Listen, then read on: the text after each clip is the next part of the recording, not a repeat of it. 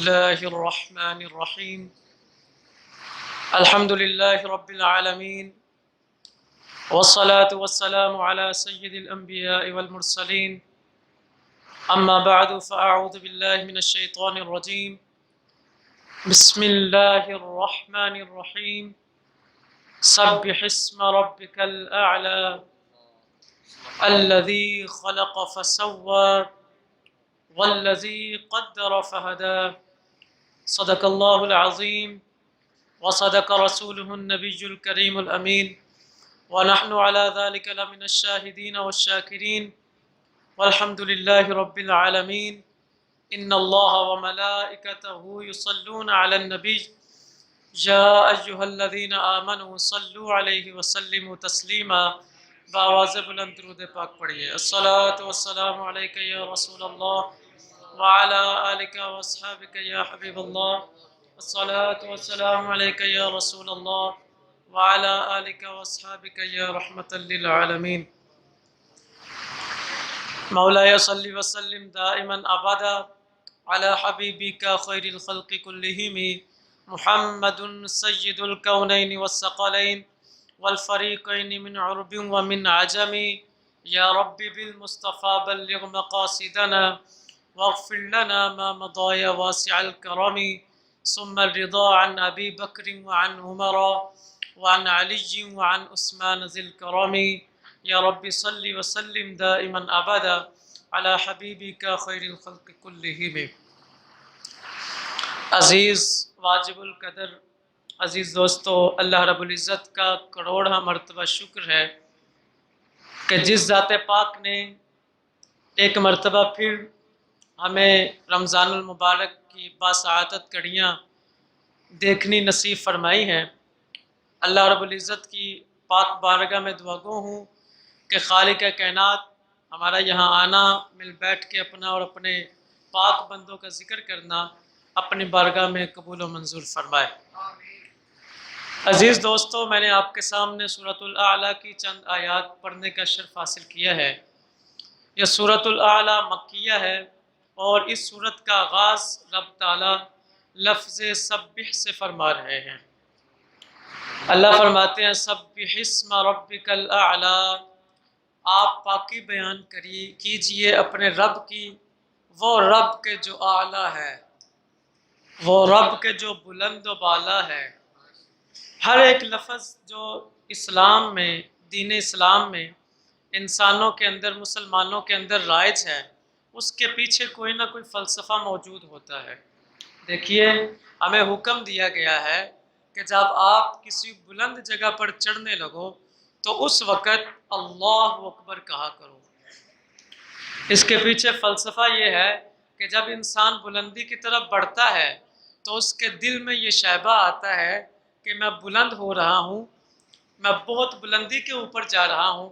جب انسان آہستہ آہستہ سے بلندی پر جائے گا تو اس کے دل میں اور ذہن میں یہ شائبہ آئے گا کہ میں بلندی پر جا رہا ہوں، تو کہیں اس کے اندر تکبر نہ پیدا ہو جائے۔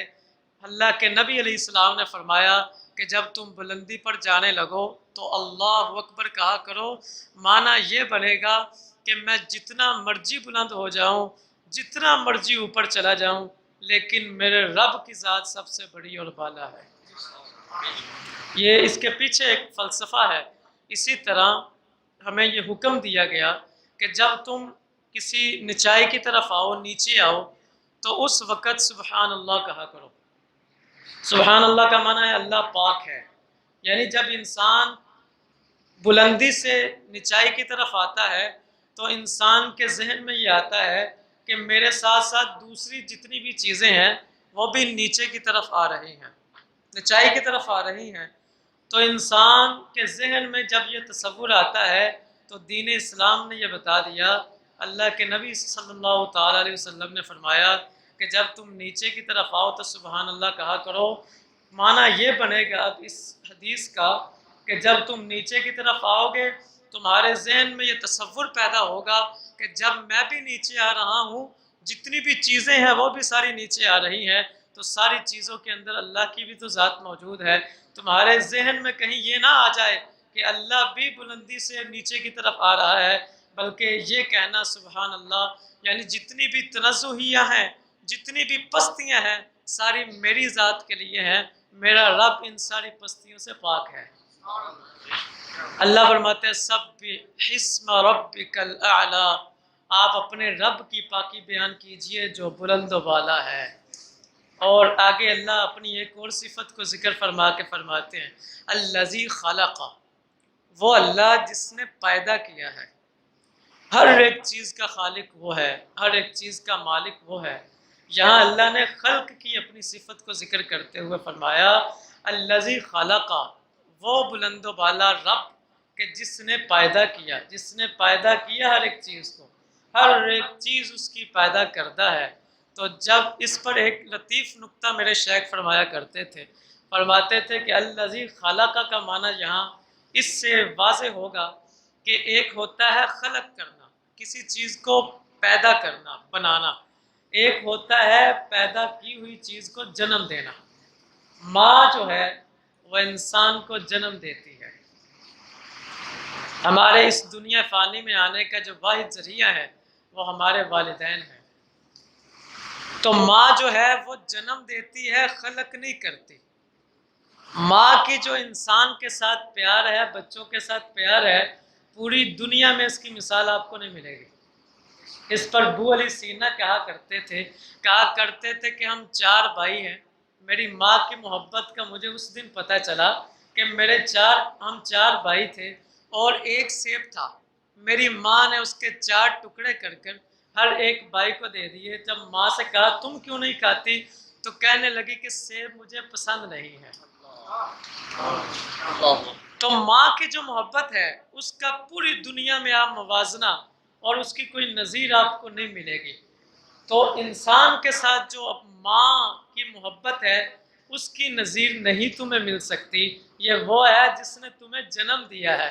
بتاؤ جس نے جنم دیا ہو اس کی محبت کا یہ عالم کہ اس کی نظیر نہ مل سکے، تو جس نے خلق کیا ہو اس کی محبت کا کیا عالم ہوگا۔ الذی خلق، وہ اللہ جس نے انسان کو، انسان سے ماورا جتنی بھی چیزیں پیدا کی، اور صرف پیدا ہی نہیں کی، فسوا، ہر ایک چیز کو اس نے برابر درجے پر رکھا ہوا ہے۔ ہر ایک چیز کو اس نے جس طرح کی وہ اچھی لگتی تھی اس جگہ اس نے قرار کر دی۔ جیسے 6 فٹ کا آدمی ہو، اس کی ایک ٹانگ نہ ہو تو اس کے حسن میں کبو پیدا ہو جائے گا۔ اسی طرح اور بھی جتنی چیزیں ہیں خالق کائنات نے اس کو برابر درجے پر رکھ کے پیدا کیا ہے۔ اور اللہ اپنی تیسری صفت کو ذکر کرتے ہوئے فرماتے ہیں والذی قدر، وہ اللہ ہے جس نے تمہاری تقدیروں کو معین کر رکھا ہے۔ ہر ایک بندہ جو ہے، جب انسان اپنے ماں کے رحم میں ہوتا ہے، اللہ رب العزت ایک فرشتے کی ڈیوٹی لگاتے ہیں، تم جاؤ اس کے ماں کے پیٹ میں چلے جاؤ اور جا کے وہاں اس کے لیے 3 چیزوں کو لکھو۔ مشکات شریف میں آتا ہے کہ وہ فرشتہ 3 چیزیں جب اس کی ماں کے رحم میں اس کے اندر روح پھونک دی جاتی ہے تو 3 چیزیں لکھ دیتا ہے۔ ایک چیز لکھتا ہے کہ اس نے کتنا کھانا ہے، یعنی رزق اس نے کتنا کھانا ہے، اور دوسری چیز یہ لکھتا ہے کہ اس نے کب اور کہاں مرنا ہے، یعنی کتنی عمر ہے۔ تیسری چیز یہ لکھتا ہے کہ اس نے شقی ہونا ہے یا نیک بخت ہونا ہے۔ تو میرے شیخ یہاں فرمایا کرتے تھے کہ جب انسان اپنی ماں کے رحم میں ہوتا ہے، اندھیری کوٹری میں ہوتا ہے، تو اللہ وہاں اس کو بھوکا نہیں رکھتا، بلکہ ہر ایک چیز کا اس کے اندر موازنہ کر کے لکھ دیا جاتا ہے۔ تو جب اتنے بڑے عالم میں آ جاتا ہے تو پھر اس کو روٹی کی فکر کیوں پڑ جاتی ہے؟ وہ خالق جو تمہیں ماں کے پیٹ میں بھوکا نہیں رہنے دے سکتا تو اس اتنے بڑے عالم میں کیسے بھوکا رہنے دے گا؟ تو کہا والذی قدر، وہ اللہ جس نے تمہاری تقدیروں کو لکھا ہے۔ تقدیروں کو لکھنے کا یہ ایک بہت لمبی بحث ہے، میں صرف اتنا بتا دیتا ہوں کہ اللہ کا علم ازلی اور ابدی ہے۔ اللہ کے پاس ہر ایک چیز کا علم ہے، جو کچھ ہو چکا وہ بھی جانتا ہے اور جو کچھ ہوگا سب کچھ وہ جانتا ہے۔ اس نے ہر ایک بندے کے بارے میں دیکھا جو اس نے آئندہ دور میں کرنا تھا، اللہ رب العزت نے اسی طرح کا اس کی تقدیر کو لکھ دیا۔ یہ نہیں ہے کہ جو اس نے لکھ دیا انسان اس کا محتاج ہو گیا، نہیں، یہ بہت لمبی بحث ہے، پھر انشاءاللہ کسی دن۔ آگے فرمایا والذی قدر فہدی، اللہ نے انسان کو صرف تقدیر لکھ کے ایسے حیوانوں کی طرح چھوڑ نہیں دیا، بلکہ اللہ نے اس کو راہیں بھی دکھا دی ہیں۔ ہر ایک انسان کو پتہ ہے کہ کون سی راہ ٹھیک ہے اور کون سی راہ ٹھیک نہیں ہے، یہاں تک کہ ایک ریڑھی چلانے والا آدمی یا وہ مزدور آدمی جو کبھی یونیورسٹی اور کالج اور کسی مدرسے کا رخ نہیں کر پاتا، اسے بھی پتہ ہے کہ شراب پینا میرے مذہب میں حرام کیا گیا ہے، اسے بھی پتہ ہے کہ زنا کرنا میرے مذہب میں میرے نبی نے مجھے کہا ہے کہ یہ حرام ہے، میرے خالق نے مجھے کہا ہے، یعنی کہ صرف اس کو ایسے ہی نہیں چھوڑ دیا۔ اور یہاں تک تو سورۃ البلد میں ذکر کیا جاتا ہے کہ صرف ہم نے ایسی ہی واضح ہدایت اس کو دی ہے کہ جو بچہ پیدا ہوتا ہے اسے کچھ آئے یا نہ آئے، اسے اتنا علم اللہ دے کر بھیجتا ہے کہ ماں کی چھاتی سے اس نے دودھ کس طرح سے کشید کرنا ہے، اور کچھ اسے آتا ہے یا نہیں آتا، اللہ اسے سکھا کے بھیجتا ہے۔ یہ دو راستے ہیں، انسان کو اللہ نے دو راستے دکھا دیے۔ آگے اللہ فرماتے ہیں والذی اخرج المرعى، وہ اللہ ہے جس نے ایک کھیتی کو زمین سے اگا دیا ہے۔ دیکھیے جب بھی کوئی چیز زمین سے اگتی ہے، زمین پہلے سخت ہوتی ہے، کسان اس میں ہل چلاتا ہے، اس کو نرم کرتا ہے، پانی لگاتا ہے، اس کے بعد پھر وہ سخت ہو جاتی ہے، لیکن پہلے کی بنسبت زیادہ سخت نہیں ہوتی۔ جب کسان اس کے اندر بیج ڈالتا ہے تو سب سے پہلے بیج سے جو چیز نکلتی ہے وہ اس کی کمبل ہوتی ہے۔ کمبل اتنی نرم و نازک ہوتی ہے کہ ہاتھ میں لینے سے ہی مسل جاتی ہے، لیکن جتنی بھی چیزیں انسان اللہ رب العزت پیدا فرماتے ہیں دنیا میں کسانی اعتبار سے، وہ ساری پہلے واحد کے اعتبار سے نکلتی ہیں زمین سے۔ میرے شاعر فرمایا کرتے تھے جب وہ واحد کی بنا پہ نکلتی ہیں تو وہ کسی کی وحدانیت پر دلیل ہوتی ہے، کسی کی وحدانیت پر کہ خالق ایک ہے، خالق کوئی دو اور چار نہیں ہے۔ میرے دوست اللہ کہتے ہیں والذی اخرج المرعى، وہی ہے جس نے کھیتی کو اگا دیا ہے۔ کھیتی کو اگانا میرے بس میں نہیں ہے، کھیتی کو اگانا، دیکھو میں پھینکتا ہوں دانے کو اس طرح، میں کسان ہوں تو اس طرح پھینکوں گا کھاد کو، تو ہر ایک دانہ اپنی سمت میں نہیں گرے گا، کوئی دانہ ادھر گر جائے گا، کوئی ادھر گر جائے گا، کوئی ادھر گر جائے گا، کوئی ادھر گر جائے گا۔ عقل کا تقاضا یہ ہے کہ اگر کوئی دانہ ادھر کو گرا ہے تو اس کو ادھر کو اگنا چاہیے، اگر کوئی دانہ ادھر کو گرا ہے تو اس کو ادھر کو اگنا چاہیے، لیکن نہیں، جب تم کسان کی کھیتی میں جاتے ہو تو تمہیں نظر آئے گا کہ ہر ایک دانہ اوپر کی سمت کو گزر رہا ہے۔ اللہ نے فرشتوں کی ڈیوٹیاں لگا رکھی ہیں تم پر کہ سارے جتنے بھی دانے ہیں ایک ایک دانہ تم نے پکڑ کر سیدھا کرنا ہے، کیونکہ اللہ خود فرماتے ہیں والذی خلق لکم ما فی الارض جمیعا، زمین و آسمان، زمین میں جتنی بھی چیزیں ہیں ہم نے تمہارے لیے پیدا کی۔ اللہ رب العزت نے فرشتوں کی تمہارے اوپر ڈیوٹیاں لگائی ہوئی ہیں، تمہارے کام وہ کرتے ہیں، تو یہ وحدانیت کے اوپر دلیل ہے۔ آگے اللہ فرماتا ہے فجعلہ غثاء نحوا، اور وہی ذات ہے جو کھیتی کو کبھی کبھی برباد بھی کر دیتا ہے، اسی کی ذات ہے، وہ خوشحالی دینے والی وہ ذات ہے، اور وہ نقصان اگر کسی کو دیتی ہے تو وہی ذات ہے۔ تو یہ وہ چند آیات تھی میرے دوست جو میں نے آپ کے سامنے گزارش کرنے کی کوشش کی، پھر میں انہی آیات کا ترجمہ کر دیتا ہوں۔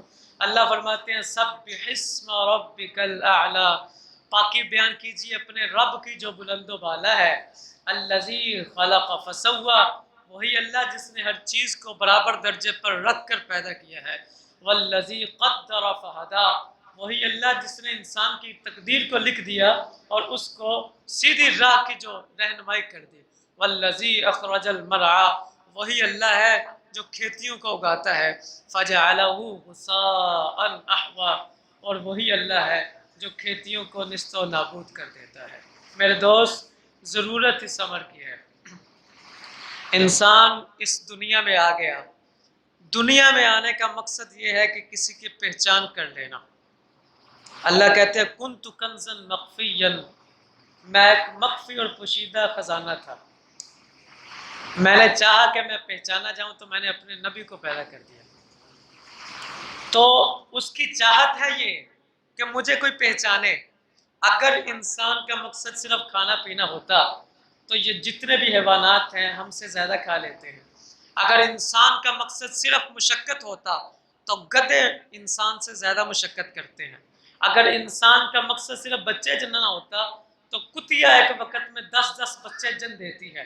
اگر انسان کا مقصد صرف یہ ہوتا کہ ہواؤں میں اڑنا تو مکھیاں ہواؤں میں اڑ جاتی ہیں۔ اگر انسان کا مقصد پانیوں پر چلنا ہوتا تو جتنے بھی ریزے اور تنکے ہیں پانیوں پر چل پڑتے ہیں۔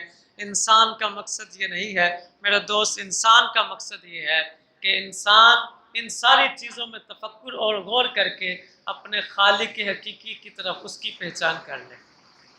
جب انسان ان ساری چیزوں کو دیکھتا ہے تو اس کا سانے انسان کے ذہن میں آتا ہے۔ میں دیکھتا ہوں کسی مائک کو تو مجھے سپیکر بنانے والا ذہن میں آ جاتا ہے۔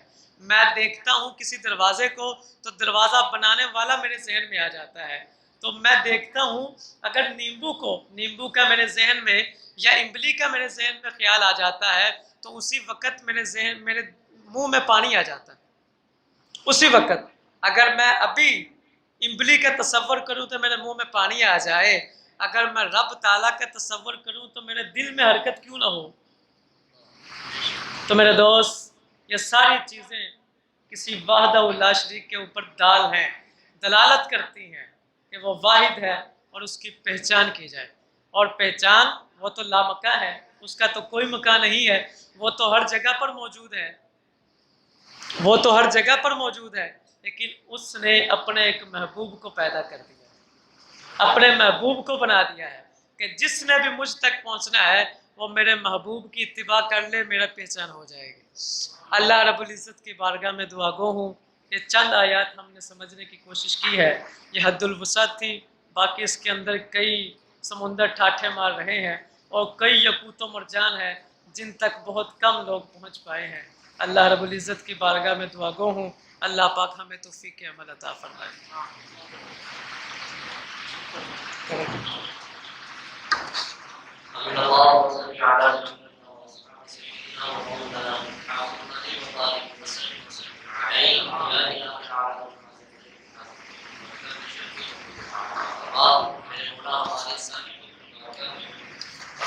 یا الہ العالمین جملہ لوگوں کو بارگاہ میں شرف قبولیت عطا فرما۔ یا الہ العالمین ہمارے تمام نمازیوں کی خیر فرما۔ یا الہ العالمین جو نمازی حضرات بیمار ہیں ان کو شفاء کلی عطا فرما۔ یا الہ العالمین جو پریشان حال ہیں ان کی پریشانیوں کو دور فرما۔ یا الہ العالمین مقروضوں کو قرضے سے خلاصی نصیب فرما، بے اولادوں کو نیک صالح اولاد عطا فرما۔ یا الہ العالمین بے روزگاروں کو حلال کا روزگار عطا فرما۔ یا الہ العالمین رمضان المبارک کو ہمارے لیے بخشش کا ذریعہ بنا۔ یا الہ العالمین اس کی برکتوں کو، اس کی رحمتوں کو سمیٹنے کی توفیق عنایت فرما۔ یا الہ العالمین سب کو نیک بنا، ایک بنا، صراط مستقیم پر چلنے کی توفیق عنایت فرما۔ اللہم ربنا تقبل منا انک انت السمیع العلیم وتب علینا انک انت التواب الرحیم، وصلی اللہ تعالی علی حبیبہ محمد وعلی آلہ واصحابہ اجمعین۔